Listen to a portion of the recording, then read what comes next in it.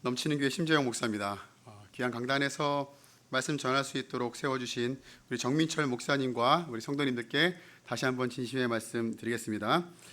먼저 또 감사할 것이 하나 있는데요. 7월 첫 주에 오신 분들도 계시겠지만 저 넘치는 교회 창립 5주년이어서 우리 성도님들이 많이 오셔서 축하도 해주시고 후원도 해주셨는데요. 다시 한번 이 자리에 빌어서 감사의 말씀 드리겠습니다. 제가 예전에 한번 설교 왔을 때도 간증했지만 처음에 저희 넘치는 교회 개척을 할 때 모교회가 없어서 이렇게 개척을 받지 못하고 있었을 때가 있었습니다. 그래서 함께 그 개척하는 권석진 목사님하고 둘이서 모교회가 없는데 우리는 어떻게 해야 되나, 개척은 하긴 해야 되는데, 그래서 고민을 한참을 하고 있었는데 정민철 목사님이 저한테 전화를 주셨어요. 아까도 말씀드렸지만 솔직히 말씀드리면 정민철 목사님하고 이렇게 전화하고 밥 먹는 사이가 아니었거든요. 잘 몰랐어요. 이렇게 친교회 때 지나가면 안녕하세요 목사님, 예, 잘 지내지, 예, 그러면 이제 헤어지고 한 또 1년 안 만나다가 또 친교회 만나면 안녕하세요, 이런 정말 이렇게 그런 사이였거든요, 저희가. 그래서 서로 전화번호는 알고 있으시지만 굳이 전화하지 않는 그런 관계였어요. 그래서 좋은 분이시지만, 근데 아무튼 정말 난데없이 전화를 하셔가지고 밥이나 같이 먹을 테니까 좀 올 생각 없냐, 그래서 되게 긴장하면서 잘 모르시는 분이 날 왜 부르시지? 그래가지고 권 목사님이랑 같이 이렇게 왔는데 이제 식사를 교제하면서 저희가 이제 모교회를 못 정하고 있는 걸 너무 잘 아시니까 목사님 뭐라 하시냐면, 주변에 아는 목사님들 쭉 연락해서 모교회가 돼달라고 좀 얘기를 해라, 부탁해야 되는 거 아니냐, 그 개척을 빨리 해야지, 둘이서 그렇게 앉아가지고 뭐 하고 있냐, 이렇게 말씀하시면서 뭐라고 하셨냐면, 우리 교회도 모교회가 돼줄 수 있으니까 부담 갖지 말고 연락하세요, 부탁하세요, 이렇게 말씀을 해주셨어요. 그러면서 굉장히 중요한 명언을 저에게 남겨주셨습니다. 모교회가 되어주지 못하는 게 미안한 거지 부탁하는 건 미안한 게 아니에요, 이렇게 말해주셨어요. 네, 제 인생에 그렇게 따뜻한 말을 처음 들어봤어요. 그렇구나. 상대방이 못 해줘서 그게 미안한 거지 내가 부탁하는 건 미안한 게 아니구나. 근데 저는 이제 부탁하는 걸 되게 미안하게 생각하고 있었거든요. 모교회가 되어주는 거에 대해서 내가 뭐라고 부탁을 하나, 그런 마음 갖고 있었는데 너무나 따뜻하게 미안한 게 아니에요, 이렇게 말씀해 주시는데 그 말에 너무 큰 감동을 받았어요. 그래서 이제 밥을 맛있게 먹고 일주일간 이제 권석진 목사님과 기도를 했어요. 하나님, 모교회가 되어줄 교회를 떠오르게 해주십시오. 떠오르는 건 이제 맛있는 밥 먹고 명언을 남겨주신 정민철 목사님 계속 떠오르더라고요. 방법이 없다, 이거는. 어쩔 수 없다, 하나님의 계시다. 그래서 목사님한테 전화를 해서 목사님이 모교회를 되어주시면 안 될까요, 이렇게 부탁을 해서 그 다음에 저희 넘치는 교회가 개척을 했고, 그게 이제 2019년도죠. 그래서 2020년도에 이제 인정을 받고 현재 벌써 이제 5년이 됐죠. 이제 6년 차 되고 있는데, 그 목사님 때문에 저희 교회가 이렇게 시작됐다는 말씀을 드리고요. 나중에 이제 시간이 지나서 목사님하고 또 목사님 전화하셔서 밥 먹으러 오라고 해가지고 또 이제 밥 먹으러 왔어요. 근데 목사님이 이런 말씀 하시더라고요. 내가 그때 부탁하라고 말을 했는데 진짜 할 줄 몰랐어요, 이렇게 이야기하시더라고요. 목사님 아시죠, 어떤 분이신지. 진짜 할 줄 몰랐어요, 이러시더라고요. 그래서 저는 너무 그 말이 명언에 감동이 받아가지고 제가 했는데, 그러면 또 명언을 하셨어요. 뭐라고 하냐면은 진짜 할 줄 몰랐어요, 그러면서 우리 교회 성도님들이 허락해 주셨으니까 했지 나는 못했어요, 이렇게 얘기를 해주시더라고요. 그래서 또 감동을 받았어요. 목사님도 너무 귀하신 분이시지만 또 성도님들이 또 저희 넘치는 교회를 이렇게 허락해 주셔서 우리 교회가 시작됐다라는 생각을 하면서 다시 한번 이 자리 빌어서 감사의 말씀을 드리도록 하겠습니다. 우리 인천 열린교회 덕에 넘치는 교회가 영혼 구원하여 제자 삼는 귀한 사역을 계속해서 감당하고 있고, 지난 7월 초에 또 새신자가 와가지고 복음을 전했고 침례를 받았고요. 또 다음 주에 또 새로운 또 VIP가 한 1년 넘게 복음을 전했는데 1년 만에 이제 마음을 꺾으셨어요. 고집이 얼마나 세신지, 하나님이 있는 게 안 믿긴다고, 자기는 예배는 와서 내가 드리겠지만 하나님을 믿을 수 없다고, 복음을 받아들일 수 없다고 계속 거절하셨어요. 그래서 의문이에요. 복음을 안 받아들이고 하나님 있는 것 같지도 않은데 왜 이렇게 예배를 열심히 나오는지 모르겠어요. 저희 교회가 복정동인데 그분이 안양 사셔요. 안양 평촌. 교통편으로 2시간이 걸려요. 근데 아침에 그걸 굳이 오셔가지고 땀 막 흘리시고 오셨는데 예수님은 안 믿긴대요. 근데 오셔가지고 예배 드리셨는데 드디어 꺾어지셔서 다음 주에는 침례를 합니다, 저희들이. 여러분들 덕이라고 말씀 자랑하는 겁니다. 네. 늘 여러분들의 그 섬김과 후원으로 인해서 건강하게 교회가 잘 세워져 가고 있음을 감사드리며 또 이 자리를 빌어서 다시 한번 감사 말씀드리겠습니다. 프란치스코 수도의 창시자인 프란시스 아시시라는 사람이 있어요. 이 사람이 굉장히 귀한 말을 했습니다. 이런 말을 했습니다. 당신이 한 작은 선한 행동이 누군가에게는 위대한 설교가 될 수 있다라는 말을 했어요. 여러분들의 선한 행동이 누군가에게는 가장 위대한 설교가 될 수 있다. 우리가 일상에서 했던 가볍고 아주 선한 행동, 별거 아닌 그 행동이 누군가에게는 위대한 설교가 될 수 있고 또 누군가에겐 큰 위로와 힘이 될 수 있다라는 그런 이야기입니다. 여러분들 일생을 살면서 그 작은 친절, 여러분들이 베풀었던 어떤 그런 선행들, 형제자매들에게 또 친구들에게 또 이웃들에게 또 수많은 사람들에게 베풀었던 그 선행들이 누군가에겐 굉장히 큰 힘이 된다는 사실입니다. 저희 넘치는 교회도 굉장히 큰 힘이 되고 있다는 사실을 다시 한번 여러분들 기억하시기 바랍니다. 오늘 우리가 읽은 성경 말씀 본문을 보면은 예수님이 이렇게 말씀을 하세요. 성경 한번 보십시오. 40절에 예수님이 이렇게 말씀하십니다. 너희를 영접하는 자는 나를 영접하는 것이고 나를 영접하는 자는 나를 보내신 이를 영접하는 것이다. 이렇게 말씀을 하고 있습니다. 여기서 너희는 누구를 말하는 걸까요? 너희, 제자들을 말하는 거겠죠? 그러면 나는 누구를 말하는 걸까요? 예수님 말하죠. 그럼 나 보내신 분은 누굴까요? 이제 하나님이시겠죠. 그러니까 이 말을 그러면 이 말씀대로 다시 한번 의역해 보면 이런 말입니다. 제자들과 또 저와 여러분들을 맞이하는 사람은 예수님을 맞아들인 것이고 예수님을 맞아들인 사람은 하나님을 맞아들인 것이다 라는 말씀이 되는 거예요. 그러니까 저는 이 말씀을 통해서 주님께서 저와 여러분들에게 주시는 메시지가 있다고 생각합니다. 그래서 그 메시지 두 가지를 여러분들하고 함께 나눠보려고 하는데요. 첫 번째 메시지는 누구를 향하던 하나님께 닿아 있다라는 메시지입니다. 뭐라고요? 누구를 향하던 하나님께 닿아 있다라는 겁니다. 이게 굉장히 중요한 얘기인데요. 누구를 향하던 하나님과 닿아 있어요. 우리는요. 이제 오늘 말씀 배경을 좀 제가 설명하고 들어가면요. 예수님께서 12제자를 세상으로 파송을 하셨습니다. 파송하신 다음에 그 다음에 이제 제자들에게 하시는 말씀의 마지막 부분이 이제 오늘 이 이야기 배경인데요. 10절 마태복음 10장 16절 이하 말씀을 보면은 예수님이 제자들에게 복음을 전하라고 말씀을 하시면서 이렇게 말씀하세요. 너희들이 복음을 전하러 나가면 어떤 일이 일어난다고 지금 성경을 말하고 있죠?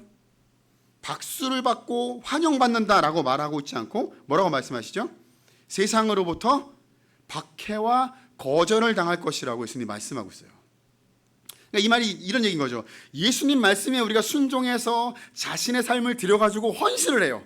복음 막 전하고 선교도 막 하고 삶을 열심히 들여서 하나님께 섬김을 드리고 있는데 돌아오는 게 뭐가 돌아온다고요? 박수를 받고 칭찬을 받고 인정받고 호의적인 대접을 받는 게 아니라 뭘 받아요? 사람들에게 핍박을 당하고 거절을 당하고 손가락질을 당한다는 거예요. 이게 너무 중요한 이야기고요.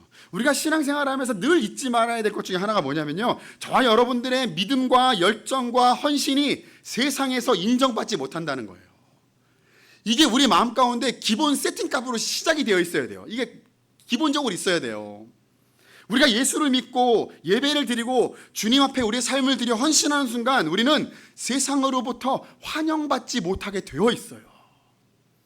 우리가 막 하나님을 사랑하고 예배하고 막 내 삶을 들여서 드리고 막 희생하면은 사람들이 야 열심히 산다. 와 정말 믿음이 대단하다. 어쩜 그렇게 신앙생활을 잘하니? 라고 할 것 같지만 그렇지 않는다는 거예요. 우리가 뭘 잘못하고 신앙생활을 잘 못하고 어떤 문제가 있고 우리의 삶에 어떤 것들이 잘못돼서 거절당하는 게 아니라 세상이 예수를 받아들일 수 없기 때문에 그런 겁니다. 그래서 세상 사람들이 우리를 핍박하고 거절하면 오늘 이 예수님이 주신 말씀을 기억해야 돼요. 뭐라고 말씀하시죠? 예수님이 너희들이 복음을 전할 때 뭘 받는다고요? 핍박과 거절을 당할 것이다. 아 그래 내가 예수님 말씀에 순종하고 헌신하니까 성경 말씀대로 핍박당하고 거절당하는구나. 아멘 하고 기뻐해야 되는 거지. 내가 왜 열심히 신앙생활하고 내가 왜 복음 전하고 선교하는데 왜 내가 사람들에게 욕을 먹어야 되지? 라고 할 이유가 없다는 거예요. 제자들도 복음 전하니까는 핍박 당했듯이 나도 복음 전하고 선교하고 헌신하면 핍박 당하겠구나. 핍박 당하니까 당연한 일이구나. 성경 말씀대로 내 삶에 이루어지는구나. 아멘 하면 된다는 겁니다. 우리가 말씀 전하고 복음 전하고 헌신하고 순종하다가 핍박당하는 건 당연한 거예요. 당연한 거. 제가 목회자가 됐잖아요. 목사가 됐으면 십자가 지고 고난 당하다가 순교하면 되는 거예요. 너 순교란 말이 너무 좀 자극적인가요? 아무튼 고난 당하다가 어렵게 살다가 그냥 주님 앞에 가면 되는 거예요. 목사가 돼가지고 박수 받고 인정받고 환영받고 뭐 좋은 차 타고 뭐 좋은 집에서, 그거는 성경에 없는 얘기예요. 목회자가 되고 개척하면요 힘든 게 당연한 거예요. 교회를 하면 당연한 겁니다. 목사님 개척하셔서 얼마나 힘드세요? 그럼 저는 그렇게 생각이 들어요. 개척한 건 당연히 힘든 건데 뭘 이렇게 안쓰러워하시지? 원래 예수 믿으면 힘든 거 아닌가요? 복음 전하면 힘든 거고. 저 이걸로 복 받아가지고 막 잘 먹고 잘 살고 떵떵거릴 마음이 없어요. 십자가 지고 고난 당하고 핍박 당하려고 이 일한 거지, 박수 받고 인정받으려고 이 일 한 적 없습니다. 저는요. 그게 당연한 거예요. 그런데 가끔씩 신앙생활 하다 보면 이런 분들이 있어요. 자기가 뭘 잘못하고 자기가 뭘 말실수를 하고 좀 인격적으로 하지 않고 세상 사람들 맞지 않게 도덕적으로 엉망진창인 삶을 살아서 그것 때문에 핍박당하고 손가락질 당하는데, 내가 예수를 믿었는데 악한 마귀가 나를 핍박한다면서 이렇게 오해하시는 분들이 계세요.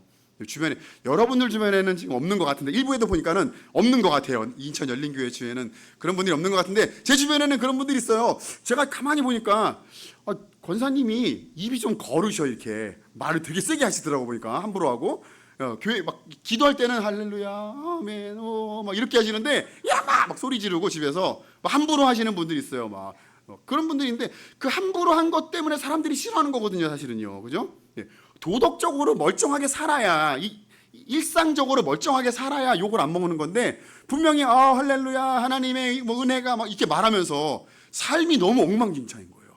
막 신호도 안 지키고 막 도덕적으로 막 물건 아무데나 버리고 막 사람들하고 막 싸우고 막, 그것 때문에 핍박당해서 사실은 저걸 뜯어 고쳐야 되는 건데, 내가 예수를 믿었더니 악한 마귀가 나를 핍박한다고 막 이런 분들이 계세요. 와가지고 막 울어요. 막 주님 악한 마귀를 없애주십시오. 막 제가 보면은 이 말을 좀 고치셔야 될 것 같은데 악한 마귀가 문제가 아니라 행동을 좀 고치시고 따뜻하게 대하시고, 누구 보면 이렇게 막 싸납게 쳐다보지 말고 웃어주고 그러면은 핍박 안 당할 것 같은데, 그런 분들이 있어요. 제 주변에. 여러분들 주변에 없겠지만 제 주변에 그런 분들이 되게 많더라고요.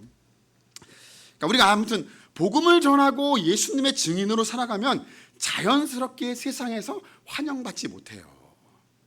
물론 우리가 엉망으로 살면 또 환영받지 못하긴 해요. 근데 복음을 전한 것 때문에 우리가 환영받지 못한다는 겁니다. 그러다 보면 우리 안에 어떤 마음이 드냐면 두려운 마음이 들게 돼요. 자꾸 복음 전하고 막 거절당하다 보면 두려운 마음이 들게 되죠. 그럴 때 예수님이 28절에 이렇게 말씀하세요. 28절 말씀 보세요.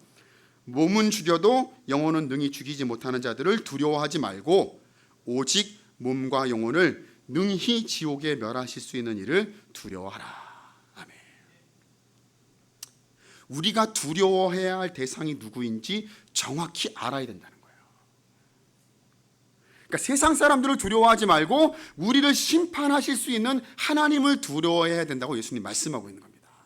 우리가 세상에서 이렇게 일상적으로 상식적으로 사는 건 당연한 일이고요. 복음을 전하다 보면 핍박당할 수 있는데, 그들이 핍박한 것 때문에 내가 직장에서 피해 입으면 어떡하지? 친구들 관계 속에서 내가 왕따 당하면 어떡하지? 두려워할 수 있다는 겁니다. 하지만 누굴 진짜 두려워해야 된다고요? 그 사람을 두려워해야 될 게 아니라 우리를 심판하시는 하나님을 두려워해야 된다고 말씀하고 있습니다. 그러니까 두려움이란 감정에 사로잡히지 말고 두려움의 본질이 무엇인지를 깨달아야 된다는 거죠. 그러니까 세상 사람들과 그들의 평가는 두려워해야 할 대상이 아닙니다.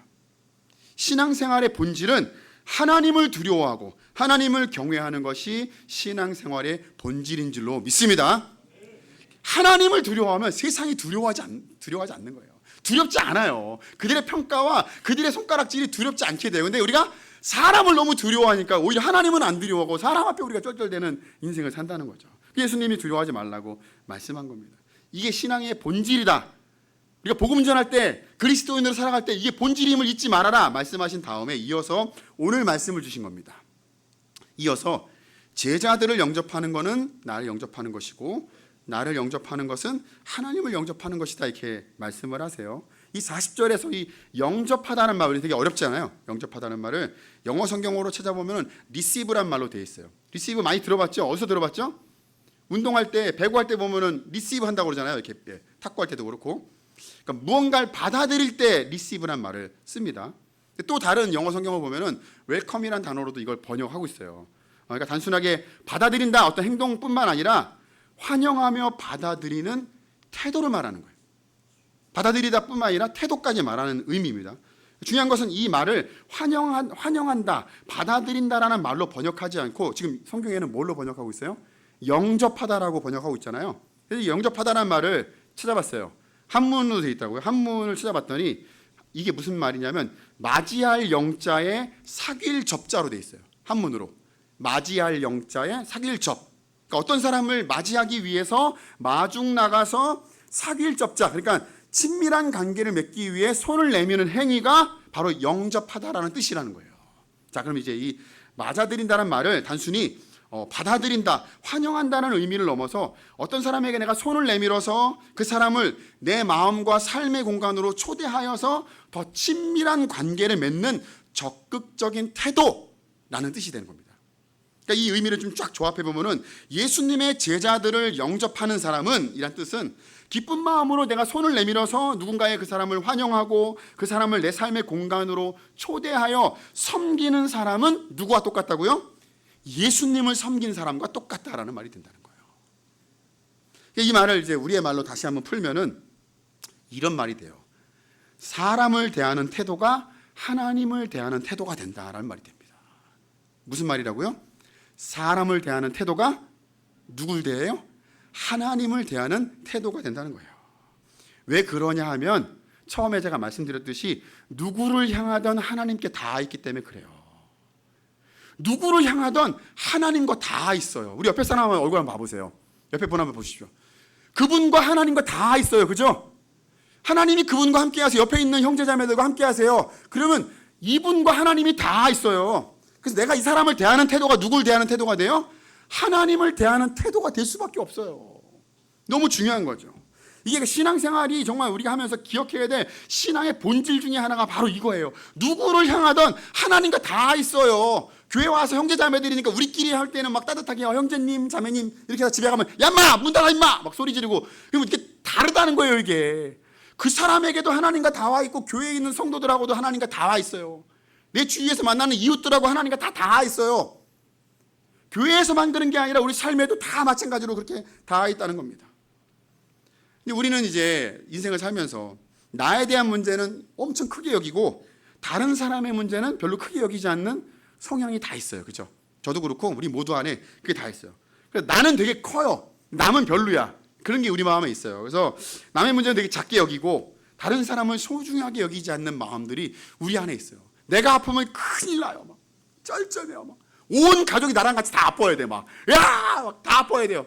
남이 아프면 야 빨리 병원 가. 아 호들갑을 떠냐 이러면서 되게 별거 아닌 것처럼 이렇게 여기는 경우가 인천 열린교회 성도들은 그런 분들이 하나도 없는 것 같아요. 지금 표정이 전혀 그런 일이 없는데 약간 이런 표정들인데 제 주위에 많이 있어요. 그런 분들이 자기 일은 막 엄청 크게 막 소란을 떨고 막 난리를 쳐요. 남 얘기는 거들떠도 안 보는 분들이 제 주변에 왜 이렇게 많은가 몰라요.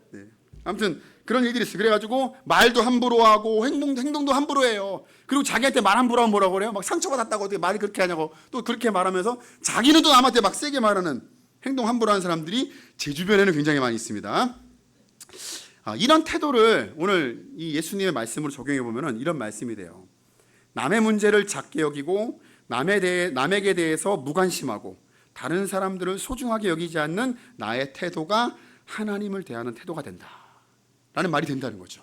동의하십니까? 네. 그러니까 쉽게 말하면 남에게 함부로 하면 하나님께도 함부로 하게 되어 있어요. 다른 사람은 우습게 알잖아요. 하나님도 우습게 알아요. 형제자매들에게 무관심하잖아요. 하나님에게 사실 무관심한 사람이에요. 여기 와서는 뭐 하나님 우리 형제자매들 불쌍히 여겨주시고 막 이렇게 해요. 근데 삶에 가서는 막 관심 하나도 없고 이런 분들은 사실은 교회에서만 그럴 뿐이지 실제로는 그렇지 않을 수가 있다는 겁니다. 사랑하는 배우자에게 함부로 하는 사람은 결국 그 배우자를 주신 하나님께 함부로 하는 거예요. 동의하십니까 여러분들? 동의가 잘 안 되는 것 같아서 자꾸 물어보는 거예요. 제가 웬만하면 동의를 안 구하는데 여기 좀 동의가 안 되는 분위기가 좀 있어요. 오늘 왜 그러신지 모르겠는데. 네, 예. 자, 사랑하는 자녀와 부모에게 함부로 하는 사람은 그 자녀와 부모를 주신 하나님께 함부로 하는 거예요. 여기 부모님들이 아멘 크게 하실 줄 알았는데 안 하시네. 자녀들이 너무 잘해 주시죠, 그죠? 하나님 대하듯이 여러분들을. 죄송합니다 한 분 나오셨어요. 왜냐하면 우리가 다시 한번 잊지 말아야 될 게 누구를 향하던 하나님께 다 있기 때문에 그래요. 하나님께 다 있어요. 우리가 잊지 말아야 될 게 뭐냐면요, 가족에게 함부로 하는데 밖에 나가서 인정받으려는 사람들 우리 주위에 있죠. 여러분들 주위에 없겠지만 제 주위에 있어요. 이 사람은요 밖에서나 가족에게서나 둘 다 인정 못 받아요. 보통 다 그래요. 가족한테 함부로 하는 사람이 바깥에 나가서 막 인정받고 싶어 하잖아요. 인정 못 받습니다. 왜냐하면 내 일상에서 내 가족에게 하는 내 말과 내 행동과 내 표정이 누구한테 하는 거라고요? 하나님께 하는 거기 때문에 그래요. 목사님 너무 그런 거 아니에요. 적당히 뭐 그렇게까지 신앙생활할 필요 있어요. 하나님께 다 있다니까요. 하나님 속속들이 다 보고 계시는데요. 그리고 하나님이 주셨잖아요, 그죠? 여러분들 배우자 하나님이 주셨다고 믿습니까? 그럴 리가요. 하나님이 이런 사람을 나에게 주셨을 리가요. 하나님이 실수하셨겠죠. 나한테 이런 분을 주실 리가 없는데. 그러지 않는 한 여러분들 하나님이 주셨다는 거 인정하시죠? 네. 여러분들 자녀들 부모님 하나님이 주신 거 인정하시죠? 하나님이 주셨어요. 배우자도 하나님이 주셨고요. 이 공동체 하나님이 주셨어요. 그럼 어떻게 돼 있어요? 하나님과 연결되어 있겠죠. 하나님이 그분과 함께 하시잖아요. 그러면 내가 그분을 대하는 태도가 하나님을 대하는 태도가 되겠죠. 반대로 내 옆에 있는 형제자매들의 문제를 내 문제로 여기면서 같이 중보기도 하고 그 사람의 마음을 만져주고 위로하고 소중히 여기는 사람은 예수님을 소중히 여기는 것 같은 거예요. 사랑하는 배우자와 자녀와 부모를 소중히 여기는 사람은 하나님을 소중히 여기며 그 삶도 진실된 삶으로 인정받게 될 겁니다. 그러나 여러분들의 표정처럼 우리 마음 안에는 다른 사람들을 소중하게 여기거나 그들의 삶이나 문제에 개입하고 싶은 마음이 별로 없어요. 그냥 나만 행복했으면 좋지 뭘 남까지 그렇게 뭐 이런 마음이 우리 안에 있어요. 그래서 사람들 관계 속에서 SNS 하듯이 가볍게 그냥 팔로우하고 가볍게 좋아요 누르는 정도의 가벼운 관계만 맺고 싶어 해요. 특별히 요즘 이제 우리 청년들 보면요, 이게 서로 깊이 있게 관계를 안 맺어요. 예전에는 아시잖아요, 막 교회에서 막 밤새 자고 막 집에 가서 막 놀고 막 그 집에 숟가락 몇 개인까지 다 알고 막 이렇게 살았잖아요. 요즘에는 정말 가볍게 만나요. 가볍게 서로 막 깊이 있게 알려고 하지도 않고 깊이 있게 침범하고 막 되게 막 왜 이래 나한테 막 이런 관계를 맺고 살아요. 왜 그러냐 하면 깊은 관계는 큰 노력과 책임이 필요하기 때문에 그래요. 그렇죠? 책임을 져줘야 되거든요. 노력이 필요하거든요. 괜히 깊은 관계를 맺기 위해서 노력했는데 뭐 생각해요? 나중에 배신당할까 봐. 내가 손해볼 것 같은 두려움이 있으니까요. 사람들이 두려움 때문에 손해볼 것 같기 때문에 손해보지 않기 위해서 상처받지 않기 위해서 가벼운 관계만 맺으려고 한다는 겁니다. 그래서 오늘 이런 말씀이 선포되잖아요. 사실은 이런 말 선포되면 우리가 이 말씀을 듣고 공감을 하면서 그렇구나. 예수님이 말씀하셨는데 내 주변에 있는 형제자매들을 예수님 대하듯이 내가 소중히 여겨야겠다. 막 이런 마음이, 이런 결단이 우리 마음에 들지가 않아요. 그죠? 들지 않아요. 빨리 끝내시지. 왜 이렇게 진지하게 남의 교회 와가지고 막 자기 교회도 아닌데 저렇게 심각하게 얘기하실까? 우리 알아서 할 테니까 적당히 빨리 하시고 가세요. 밥 먹어야 되니까. 지금 식사 됐는데 지금. 이런 마음이 우리 안에 들어요. 순종은 없어요. 그런 건 대충 하고 가세요. 어차피 뭐 우리가 계속 볼 사이도 아닌데. 이런 마음이 든다는 거죠. 이런 마음을 저도 아는데 예수님이 아실까요? 모를까요? 예수님도 아시죠. 그래서 그런 마음이 있는 저와 여러분들에게 예수님이 이렇게 말씀해 주셨습니다. 42절 읽어보겠습니다. 제가 한 게 아니에요. 제가 일부러 짠 것도 아니고 예수님 하신 말씀입니다. 42절 읽어보겠습니다. 시작. 또 누구든지 제자의 이름으로 이 작은 자 중 하나에게 냉수 한 그릇이라도 주는 자는 내가 진실로 너희에게 이르노니 그 사람이 결탄코 상을 잃지 아니라 하시니라. 아멘. 이 42절 말씀을 통해서 우리에게 주시는 두 번째 메시지가 있습니다. 두 번째 메시지는 작아 보여도 하늘엔 다 기록된다는 말씀입니다. 뭐라고요? 작아 보여도 하늘엔 다 기록된다. 40절에서 예수님이 제자들을 섬긴 게 예수님을 섬긴 것이라고 말씀하신 다음에 42절에 누구든지 이 작은 자 중 하나에게 냉수 한 그릇이라도 주는 사람은 결단코 상을 잃지 않을 것이다 말씀을 합니다. 이 말씀을 현대인의 성경, 다른 성경으로 보면요 이렇게 번역하고 있어요. 아주 보잘것없는 사람이지만 그가 내 제자라는 이유로 그에게 냉수 한 그릇이라도 대접한 사람은 반드시 상을 받을 것이다 라고 번역을 하고 있습니다. 그러니까 우리가 겉으로 보기에 이 사람이 보잘것없어 보이지만 그 사람이 예수님의 제자이고 구원받은 성도이기 때문에 성도라는 이유로 냉수 한 그릇이라도 대접하는 사람은 어떻게 된다고요? 반드시 상을 받을 것이다. 아멘.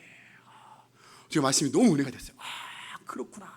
이게 성경에 반드시 상을 준다는 말씀이 몇 개 없어요. 우리가 이런 말씀이 오면요, 아멘, 그렇구나. 내가 말씀을 붙잡아야겠다. 내가 상 받는 이유를 발견했구나. 해야 되는 거죠. 지금 표정들이 빨리 끝내시고, 이렇게 잔소리가 많은 이런 표정이, 그러시면 안 돼요. 지금 상 받는 비결을 하나님이 약속된 말씀을 주셨어요. 뭐라고 그래요? 냉수 한 그릇이라도 대접하는 사람은 반드시 상을 받을 것이다. 이게 너무너무 중요해요. 이게 신앙생활을 하나님 말씀을 붙들고 말씀의 근거에서 그 말씀 붙잡고 실천해야 복이 되는 거지. 내 생각에 내가 믿고 싶은 대로 믿으면 하나님이 복이 없어요. 그래서 개그맨 조혜련 씨가 옛날에 방송에 나와서 그 얘기를 했어요. 뭐라고 했냐면요, 하나님 말씀을 읽지 않으면 내가 믿고 싶은 걸 믿게 된대요. 어떻게 된다고요? 하나님의 말씀을 읽지 않으면 내가 믿고 싶은 걸 믿게 된대요. 상상하는 하나님을 믿게 된대요. 상상하는 하나님. 하나님은 대접 한 그릇이라도 대접한 사람에게 복을 주신다고 약속했는데 그거는 안 믿고, 나 이렇게 했으니까 하나님 나 복 주시겠지? 나 이렇게 열심히 살았으니까 복 주시겠지? 나 예배 나왔으니까 복 주시. 자기가 믿고 싶은 하나님 믿는다니까요. 약속된 말씀의 근거에서 믿어야 되죠. 그죠? 오늘 약속된 말씀에 냉수 한 그릇이라도 대접하는 사람은 그냥 상을 받는다가 아니라 뭐라고 했어요? 반드시예요. 반드시 약속을 하였다니까요. 반드시 상을 받는다. 그러니까 신앙생활을 오래 하고 교회를 열심히 나왔기 때문에 여기서 했기 때문에 상 받는다가 아니라 냉수 한 그릇을 대접한 사람은 반드시 상을 받는다. 내가 상을 안 받은 이유가 있구나. 이렇게 생각. 내 삶 가운데 상이 별로 없었네. 이상하게 어떤 사람은 상을 많이 받고 막 간증도 하고 그러는데 이상하게 내 삶에 왜 상이 없었지? 여기 있었구나. 깨달았으면 돼요. 중요한 건 이제부터 하면 되는 거니까요. 그죠? 그래서 반드시 냉수가 되게 중요하구나. 오늘 첫 번째 말씀의 포인트는요, 보잘것없어 보이는 사람을 예수님으로 섬기는 거예요. 뭐라고요? 보잘것없어 보이는 사람. 그냥 섬기는 게 아니에요. 우리가 신앙생활하면서 꼭 버려야 될 것 중에 하나가 있는데요. 뭐냐면요, 대단해 보이는 것에 섬기고 싶은 마음이 있어요. 대단한 일, 큰 일, 위대한 사역에 같이 동참해서 섬기고 싶은 마음이 있어요. 여러분들 그런 마음 혹시 없으세요? 네, 알겠습니다. 네, 표정이 지금 빨리 끝내라는 표정이에요. 잔소리하지 말고. 제가 설교 준비하면서 이 말씀을 묵상하면서 가만히 생각해봤어요. 설교를 제가 하는 거지만 저도 이게 하나님 말씀이거든요. 저도 이 말씀을 받고 저도 이 말씀에 적용해야 되거든요. 그래서 이 말씀을 묵상하면서 가만히 생각했는데 내 안에는 혹시 이런 욕심이 없었는가 돌아봤는데 제 안에 이 욕심이 있었어요. 정말 이 말씀을 묵상하면서 많이 적용했는데요. 제 마음 안에도 대단해 보이는 일을 섬기고 싶은 욕심이 가득 있었다는 걸 보게 됐어요. 어떤 욕심이냐면요, 저는요 큰 교회의 담임 목사가 돼서 섬기고 싶은 욕심이 있었어요. 제가 누구한테도 말하지 않았던 걸 제가 이렇게 고백하는 거예요. 큰 교회에 대단한 목사님이 돼가지고 섬기고 싶은 욕심이 막 가득해요. 이 안에 막 바글바글해요. 또 유명한 설교자가 돼가지고 막 하고 싶은 욕심이 제 안에 막 가득 있어요. 제 안에. 또 교회에 돈이 엄청 많아가지고 다른 개척교회 막 섬기고 막 해외 선교하시는 분들, 선교사님 오시면 막 섬겨드리고 거기 교회 지어드리고 막 그렇게 하고 싶은 욕심이 제 안에 잔뜩 있어요. 객관적으로 보면은 큰 교회 목사가 되는 것, 유명한 설교자가 되는 것, 해외 선교하는 거 별로 문제될 일이 없죠. 그죠? 큰 문제가 되는 건 아니에요. 다들 하시는 거니까. 근데 제가 이 말씀을 준비하면서 저에게 스스로 질문했어요. 이게 중요하죠. 질문했습니다. 그런데 왜 너는 큰 교회 담임 목사가 돼서 섬기고 싶니? 물어봤어요. 왜 큰 교회, 대단한 교회의 담임 목사가 돼서 섬기고 싶냐? 이렇게 물어봤습니다. 너는 왜 교회에 돈이 많아지면 섬긴다고 말하니? 가끔씩 성도들도 그런 분 있어요. 하나님이 축복하셔가지고 돈 많이 벌게 해주시면 그때 11조 할게요. 그때 크게 헌금할게요. 이런 분들 있잖아요. 똑같은 질문이죠. 왜 돈이 많아지면 섬기고 싶니? 왜 대단해 보이는 일을 섬기고 싶냐라고 저한테 스스로 질문해 봤습니다. 질문을 이렇게 써놓고 가만히 생각해 봤어요. 여러분들, 작은 교회 목사가 섬기는 건 잘못된 일인가요? 혹시? 작은 교회 목사가 무슨 섬기기는 자기 앞가름이나 하지 뭐 이런 건가요 혹시? 유명하지 않은 설교자가 설교하는 건 잘못된 일인가요? 유명하지도 않은데 무슨 설교를 해, 빨리 끝내지. 그런 거 아닌가요 혹시? 돈이 막 없는데 작은 교회, 개척교회가 섬기는 건 잘못된 일인가요? 개척교회가 무슨 자기나 하지 뭐 이렇게 생각하시나요? 결국 말은 좋게 했지만 섬김이 목적이 아니라 큰 교회가 목적이고 유명해지는 게 목적이고 돈이 많아지는 게 목적이에요. 결국 내 현실이 너무 마음에 안 들어서 현실은 바꿀 방법은 없고 대단해 보이고 싶긴 한데, 대단해 보이고 싶다 말하면 어떻게 해요? 너무 속물 같아 보이잖아요. 목사가 대단해 보이고 싶다고 말하면 속물이잖아요. 그죠? 지금 여기 몇 분 같은 마음속에 속물 같은 목사 하고 있는 계신 것 같은데, 속물 같아 보이잖아요. 그러니까 결국 어떻게 되냐면 거룩한 사명으로 나를 포장해야 돼요. 포장해서 속물 같은 내 자신을 속이고, 나 스스로를 속이고, 내 주변에 있는 사람들을 속이고, 내 주변의 공동체 사람들을 속여서 그런 타락한 보여주기 신앙이 내 안에 가득 있었다는 것을 이 말씀을 통해서 좀 발견하게 됐습니다. 여러분들 어떠세요? 여러분들 안에는 대단해 보이고 싶은 일을 섬기고 싶은 마음이 혹시 없으신가요? 근사한 일에서 섬기고 싶은 그런 일 없으세요? 주일 예배 찬양팀에는 섬기고 싶지만 새벽 예배 찬양팀은 섬기고 싶지 않은 뭐 이런 거 있잖아요. 새벽 예배 찬양인도는 정말 힘들거든요. 아무도 알아주지도 않고 이렇게 화장도 못하고 메이크업 없이 나와가지고 찬양하면 부끄럽고 막 그러잖아요. 혹시 여러분들 근사해 보이는 일에 헌신하고 싶고 멋지게 보이는 일에 섬기고 싶은 마음 없으세요? 사람들 앞에서 박수 받는 일이나 인정받는 일에 헌신하고 싶은 마음 없으십니까? 우리 예수님이 뭐라고 말씀하시냐면 대단해 보이는 사람이 아니라 작은 사람, 우리가 보기에 보잘것없어 보이고 무능력해 보이고 섬겨봤자 이익도 없고 효율적이지도 않은 사람을 예수님으로 여기면서 섬기는 사람에게 뭐가 있다고요? 반드시 상이 있다고 했어요. 유명한 사람이나 대단한 사람이나 이익 있는 사람을 섬기는 건 누구나 할 수 있는 거예요. 누구나. 그렇죠? 여기 유명한 강사 목사님 오셔가지고 설교하면 여기 누구나 다 아멘 할걸요? 아멘! 끝나면 여기 뒤에 줄 서가지고 막 악수 막 하고, 그죠? 연예인 와가지고 여기서 막 하고 그러면 막 여기 꽉 찼을걸요 아마. 대단한 사람 나오면 줄 서서 기다리고 막 사인 받고 막 누구나 할 수 있는 일이에요. 근사해 보이고 박수 받고 인정받는 일은요 누구나 할 수 있는 일이에요. 이 앞에 나와가지고 카메라 조명 받으면서 찬양하고 설교하는 거 이거 누구나 할 수 있는 거예요. 여러분들 중에서도 하실 수 있어요. 나 한번 해보실 분 계신가요 혹시? 여기 별거 아니에요. 되게 쉬워요. 여기 저 혼자 얘기할 수 있어요. 한 40분 정도를 저 혼자 막 얘기할 수 있고 쉬운 일이에요. 이거 별거 아닙니다. 그런데 보이지 않는 곳에서 예배당 나와가지고 아침 일찍 나와서 찬양을 틀고 PPT를 넘기고 카메라 위치를 바꾸고 하는 저런 일들은요 누구나 하는 게 아니에요. 교회에서 집사가 되고 목자가 되고 리더가 되는 건요 누구나 할 수 있는 거예요.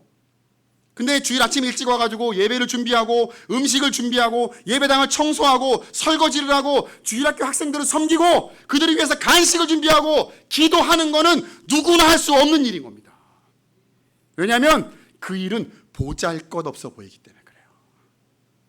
예수님 말씀하시죠. 보잘것없어 보이는 사람을 예수님이라 여기면서 섬기는 자에게 반드시 상이 있다. 아우 힘들어 죽겠다 이거.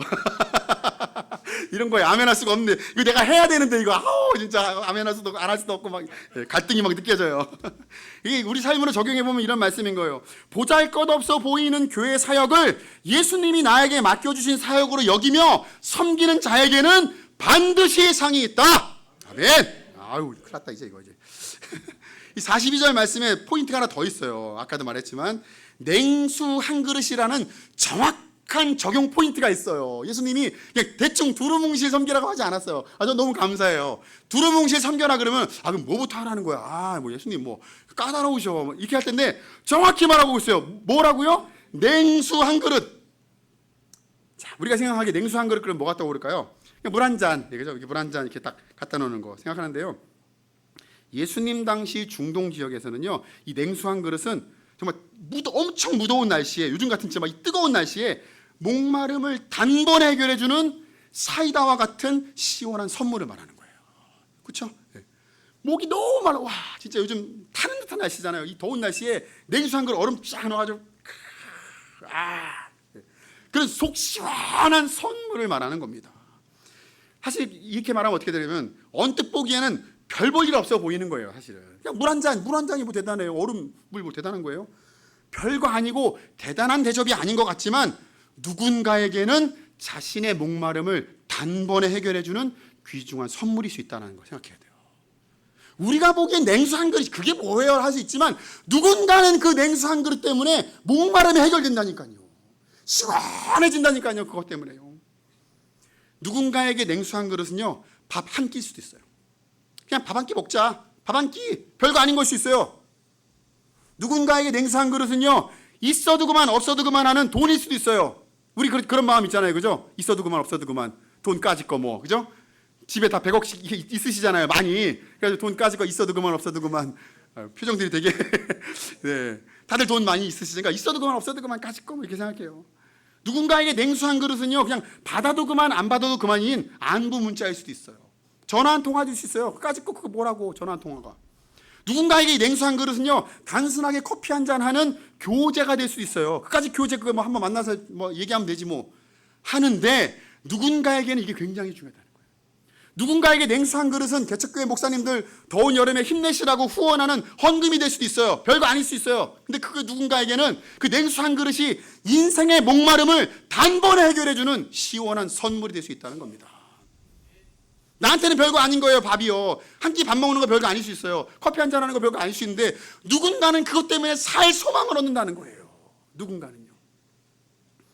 내가 보기에 별 볼 일 없어 보이는 것으로 대접을 했을 뿐인데, 대접이라고 말하기도 미안할 만큼 별거 아닌데 누군가는 너무 큰 위로를 받고 선물을 받은 것처럼 받아들이는 사람들이 있다는 겁니다.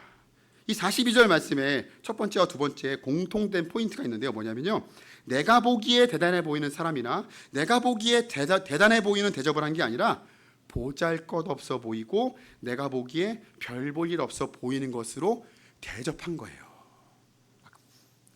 대단해 보이는 거 막 기획해서 이번 달에는 이걸 모아가지고 내가 막 크게 한번 하리라, 그게 아니라 그냥 소소하게 일상으로 그냥 툭 할 수 있는 거, 가볍게 할 수 있는 거. 이건 이제 각자 사람마다 다른 거예요. 그죠? 어떤 사람은 그냥 커피 한 잔이 가벼운 걸 수도 있고, 어떤 사람은 밥이 가벼운 걸 수도 있고, 어떤 사람은 좀 큰 돈이 가벼운 걸 수도 있는 거. 다 다르죠, 그거는요.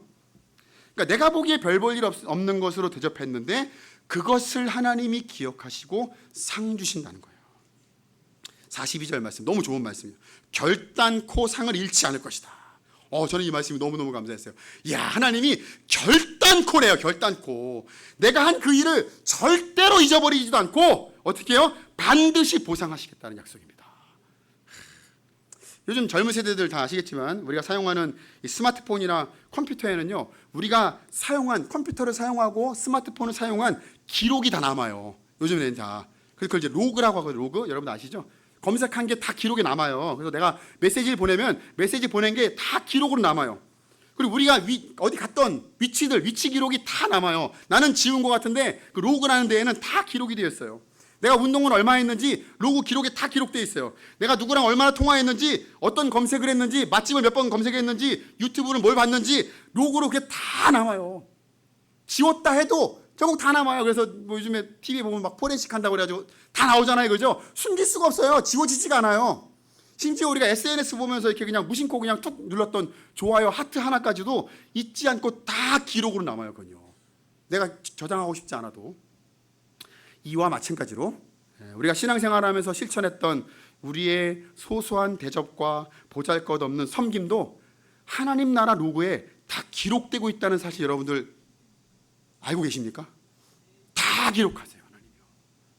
지워지지 않아요. 나는 옛날에 청년 때, 내가 학생 때 내가 했던 별거 아니었는데 하나님은 그걸 다 기억하고 계세요. 로그로 다 기록이 남아있어요. 안 지워져요. 이게요. 말씀에 적용해 보면 우리가 섬긴 이 보잘것없는 냉수 한 그릇도 하나님 나라 로그에 다 기록돼 있어요. 그동안 내가 주변 사람들에게 보냈던 위로 메시지, 격려 메시지 이런 게 하나님 나라 로그에 다 기록되어 있어요. 네, 내가 누군가를 섬기기 위해서 열심히 신방 다녔던 그 신방 다닌 위치 기록이 다 로그로 남아있어요. 아, 너 여기, 그때 너 여기 신방 갔구나. 야, 그때 여기 참석해가지고 너 그 사람 위로해주고 왔구나. 아, 그래, 잘했다. 하나님이 다 기록하고 계세요. 여러분들이 어느 날 무심코 섬겼던 소소한 선물과 섬김이, 그리고 개척교회에 후원했던 그 후원금이 하나님 나라 로그에 다 기록되어 있어요. 내가 베풀었던 친절과 누군가를 위해서 간절히 기도했던 그 눈물의 기도가 하나님 나라에 다 기록되어 있고, 하나님은 그걸 근거하여 보상해 주신다고 약속하고 있는 겁니다. 정리해보면 하나님은 저와 여러분들의 대단한 헌신이 아니라 소소한 섬김에 상을 주시는 분이심을 기억하시기 바랍니다. 결론입니다. 오늘 우리는 마태복음 10장 40절 이하의 말씀을 통해서 예수님이 주시는 메시지를 받았습니다. 누구든지 예수의 이름으로 다른 사람들을 영접하고 섬기는 자는 곧 예수님을 섬긴 것이라고 말씀하고 있습니다. 그리고 그 섬김이 아무리 작고 사소해 보여도 예수님은 절대 잊지 않으신다. 그리고 대접하는 사람은 절대로 상을 잃지 않을 것이다 라고 약속을 하셨어요. 이 말씀이 저와 여러분들의 마음 가운데 깊이 있게 새겨지길 예수님의 이름으로 축원합니다. 하나님은 크고 대단한 일보다 작지만 진심인 섬김을 기억하세요.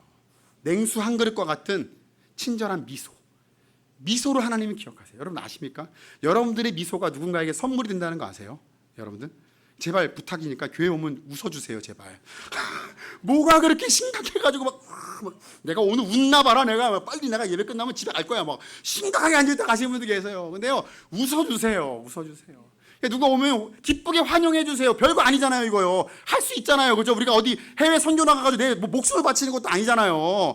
새로운 사람 와가지고 환영해주고 웃어주고 하는 거 별거 아니지만 그게 누군가한테 선물이 된다니까요. 제가 예전에 간증했지만 저희 교회 첫 번째 1호로 정착했던 자매가요, 뭐라고 말하냐면은 자기가 난생 처음 교회 왔는데 자기를 이렇게 환영해주는 사람도 처음 봤대요. 저희가 막 개척교회니까 생각해보세요. 새 사람이 왔는데 얼마나 신나겠어요. 와!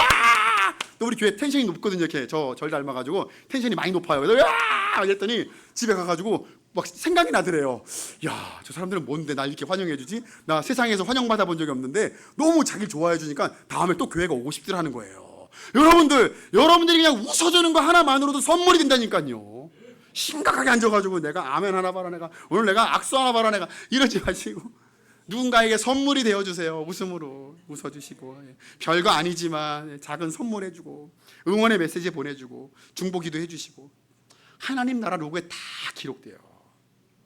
우리가 신앙생활 하면서 말씀 듣다 보면은 여러 가지 도전을 받잖아요. 막 열방을 향해서 기도해야 되고 복음 전해야 되고 막 선한 영향력 끼쳐야 되고 막 전도해야 되고 막 인생을 변화시켜야 되고 수많은 도전을 받지만 우리가 사실은 잘 못해요, 그걸요. 그죠? 금방 잊어버려요. 주일 예배 끝나면 또 한 주간 살아가다 보면 다 까먹어요. 언제 그러냐는 듯이 이 말씀도 다 까먹을 거예요, 분명히요. 이제 나가는 순간 다 잊어버리고 세팅돼서 그냥 집에 갈 거예요. 잘 못해요, 사실은요. 그런데 내가 살고 있는 삶의 현장에서, 또 가정에서, 직장에서 냉수 한 그릇과 같은 이 작은 위로와 친절과 또 남몰래 하는 중보 기도와 소소한 섬김은 우리 모두가 다 할 수 있는 일이에요. 해외 선교 나가서 복음 전하는 건 못하지만 이거는 우리가 할 수 있는 거예요, 집에서. 또 우리 직장에서 친구들 앞에서 할 수 있는 일들인 거죠. 그렇게 섬긴 우리의 냉수 한 그릇은 누군가에게 목마름을 단번에 해결해주는 사이다와 같은 선물이 될 겁니다. 이번 한 주간 바쁘고 지친 형제자매들에게 연락하셔서 안부 문자 하시고, 건강에 문제가 있거나 또 상처받아서 힘들어하고 있는 형제자매들이 있다면 그들을 위해서 중보기도 해주시기 바랍니다. 그리고 별거 아니지만 요즘은 참 잘 돼 있어요. 기프티콘 보낼 수 있잖아요. 별거 아닌데 이 더운 날 힘내렴 그래가지고 시원한 음료수 하나, 그거 얼마 안 해요. 그거 하게 보내가지고 격려 한번 해주고, 별거 아닌 거지만 그런 섬김들은 누군가를 섬긴 게 아니라 예수님을 섬긴 게 된 거예요. 그렇게 사랑하고 섬길 때 하나님께서 저와 여러분들의 삶 가운데 이 냉수 한 그릇을 기억하시고 30배, 60배, 100배로 넘치게 갚아주실 줄로 믿습니다. 말씀을 기억하면서 함께 우리 결단 기도하겠습니다.